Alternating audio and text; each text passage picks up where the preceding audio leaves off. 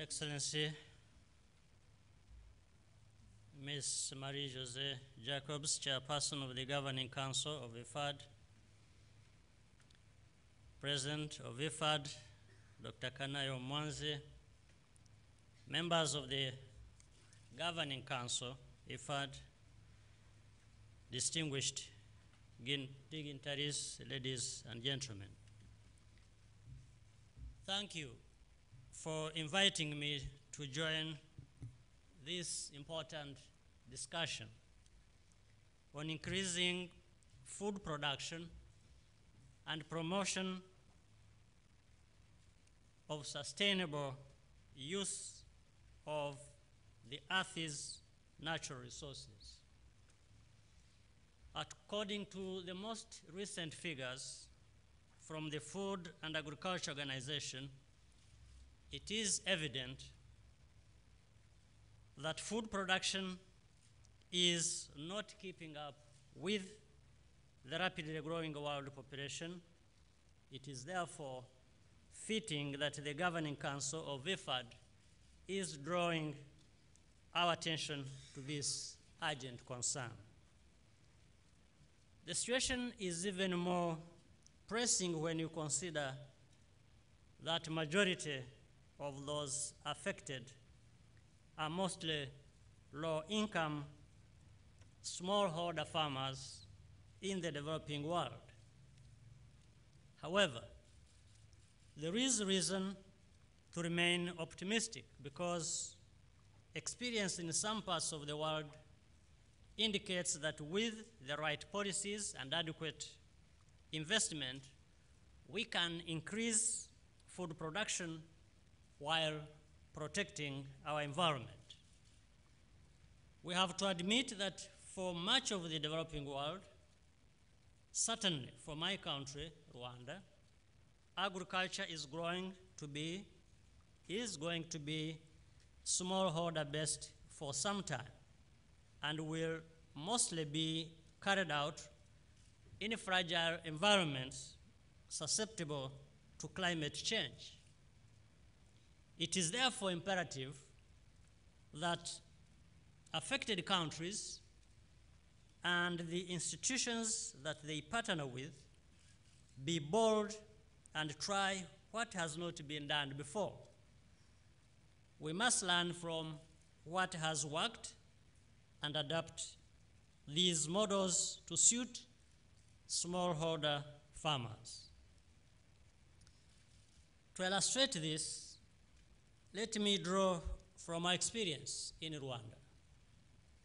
Over the last 5 years, a significant increase in output from smallholder farms has had a noticeable impact on the lives of our citizens. Agricultural GDP has grown at an average 8%, ensuring food security and higher incomes for farmers. This has directly resulted in over 1 million Rwandans moving above the poverty line in the same period. We have also worked to mitigate Rwanda's specific challenges of high population growth and density, steep hills, heavy rainfall, and frequent tilling of the same, often fragmented land. Conservation of the environment is such an important issue for us that it is one of the benchmarks of governance for which leaders at all levels are held accountable. If Rwanda has managed to gain these modest results, and in difficult conditions, how much more can be achieved in less fragile conditions and with increased investment in opportunities that exist in many parts of Africa. The first part of the answer lies with individual countries that must design and implement suitable policies for increasing the productivity of smallholder farmers and work with them towards eliminating poverty. In addition to what we in government need to do, the quality of collaboration we develop with our partners is critical. I wish to acknowledge IFAD's role as a strong partner in our own agricultural programs, supporting us on many poverty reduction initiatives and in key export crops like tea and coffee.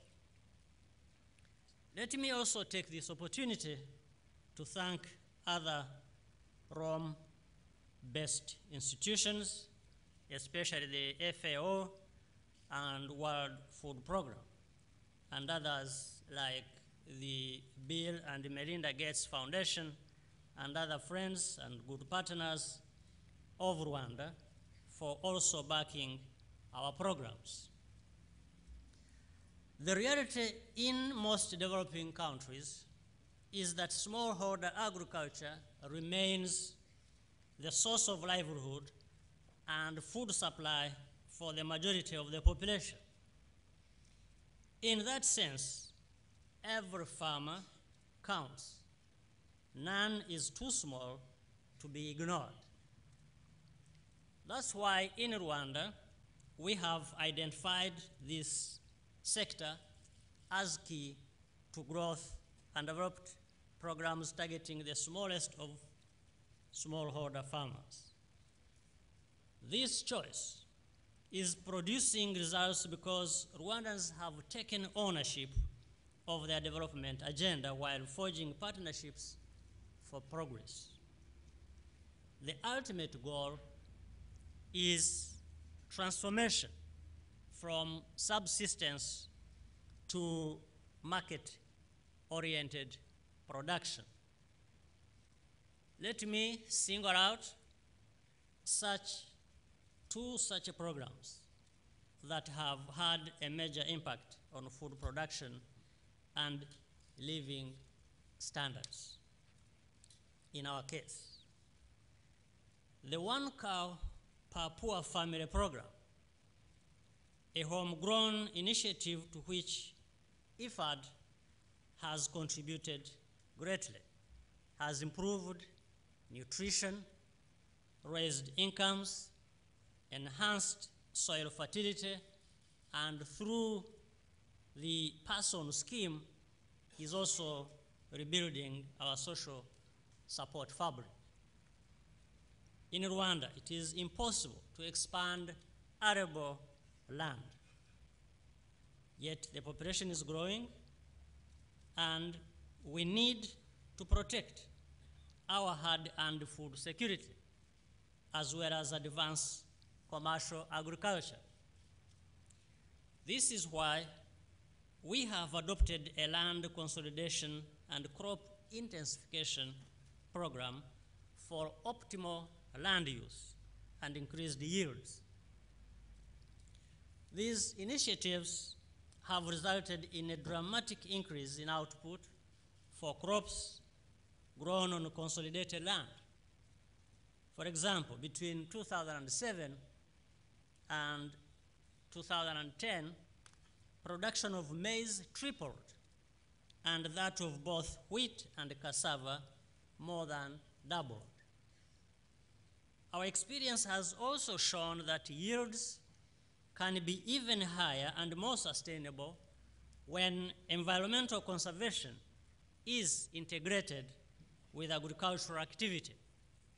We are therefore investing in hillside terracing to reduce erosion and conserve moisture, rehabilitation of degraded forests, and concurrent reclamation of marshlands, both for agriculture as well as protection of wetlands.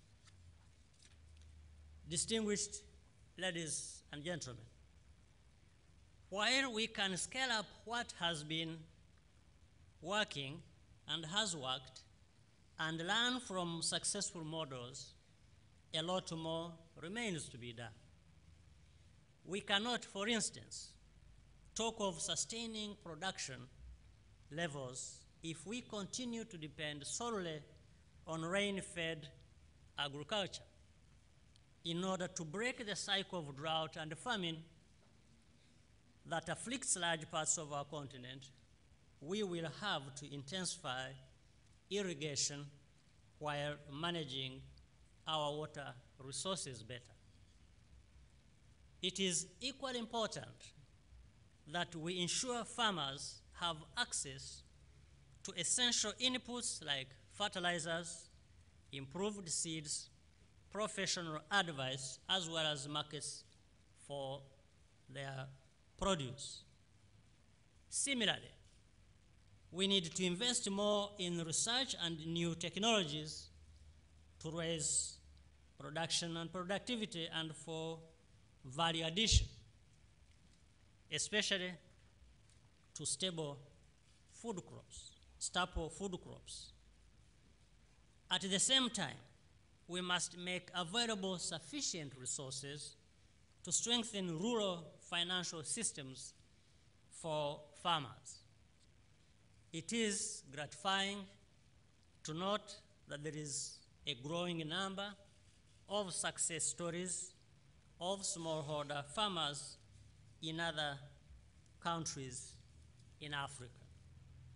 This means that there is a future for this kind of agriculture, and crucially, that it is possible to eliminate the unacceptable tragedy of malnutrition and starving people.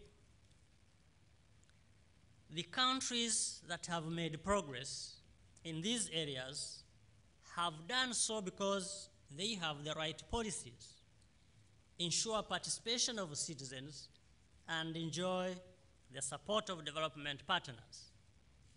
It is clear that this support has been beneficial where it has come in to reinforce national priorities, like IFAD has done in Rwanda and in other parts of our continent.